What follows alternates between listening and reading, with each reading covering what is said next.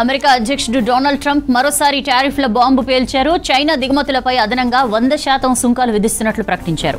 ఈ టారిఫ్లు నవంబర్ 1 నుంచి అమల్లోకి రానున్నట్లు స్పష్టం చేశారు. ఇప్పటికే అమెరికాకు అరుదైన ఖనిజాల ఎగుమతులపై చైనా ఆంక్షలు విధించింది. ఈ నిర్ణయంపై ట్రంప్ ఫైర్ అయ్యారు. ఈ కారణంతోనే ఉన్నట్టుండి డ్రాగన్ కంట్రీపై 100% టారిఫ్లు విధించారు.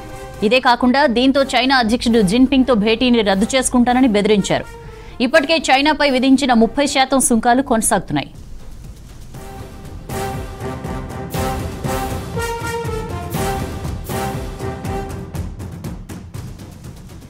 వాణిజ్యంపై చైనా అసాధారణంగా దూకుడుగా వ్యవహరిస్తోందంటూ ట్రంప్ తన ట్రూత్ సోషల్ మీడియాలో పోస్ట్ చేశారు. ఆ దేశ ఉత్పత్తులతో పాటు అక్కడి నుంచి దిగుమతయ్యే అన్ని వస్తువులపైన ఈ సుంకాలు అమలు కానున్నట్లు తెలిపారు.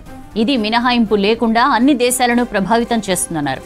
ఇది నవంబర్ 1 నుంచి అమల్లోకి వస్తుందన్నారు. చైనా తీసుకునే తదుపరి చర్యల్ని బట్టి దీనిపై తుది నిర్ణయం ఉంటుందన్నారు ట్రంప్.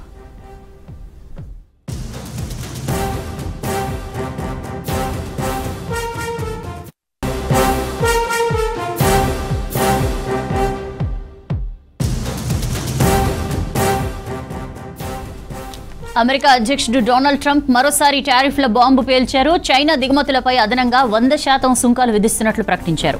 ఈ టారిఫ్లు నవంబర్ 1 నుంచి అమల్లోకి రానున్నట్లు స్పష్టం చేశారు. ఇప్పటికే అమెరికాకు అరుదైన ఖనిజాల ఎగుమతులపై చైనా ఆంక్షలు విధించింది. ఈ నిర్ణయంపై ట్రంప్ ఫైర్ అయ్యారు.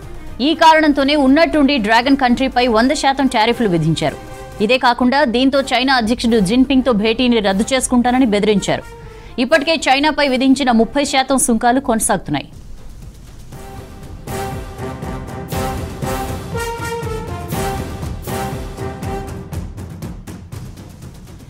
వాణిజ్యంపై చైనా అసాధారణంగా దూకుడుగా వ్యవహరిస్తోందంటూ ట్రంప్ తన ట్రూత్ సోషల్ మీడియాలో పోస్ట్ చేశారు.